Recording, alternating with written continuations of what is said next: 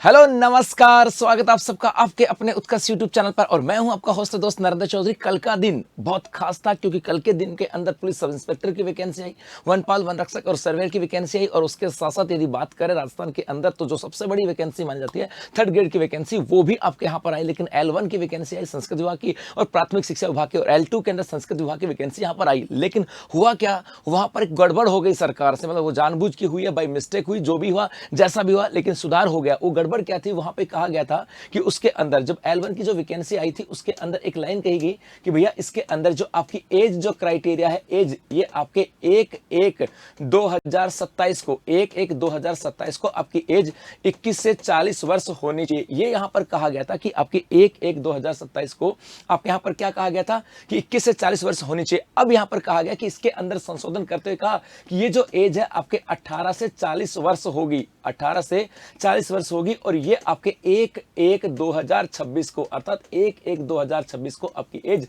18 से 40 वर्ष होनी चाहिए। ऐसा क्यों कह रहा हूं, क्योंकि इससे पहले जब भी 2022-23 के अंदर जो वैकेंसी आई थी थर्ड ग्रेड की, वहां पर भी 18 से 40 वर्ष की एज थी। और इस बार पता नहीं बाई मिस्टेक कह सकते हैं, जो भी हुआ होगा 21 से 40 कहा, तो बच्चों को भी लगा यार मामला बिगड़ गया, क्योंकि 18 साल का बच्चा तो बीएसटीसी करके आ जाता भाई। 19 साल का बच्चा था, 20 साल का बच्चा था, वो सोच रहा कि भाई मैंने 19 साल की एज में पढ़ लिया, अब इसमें मेरा तो कोई फॉल्ट नहीं था।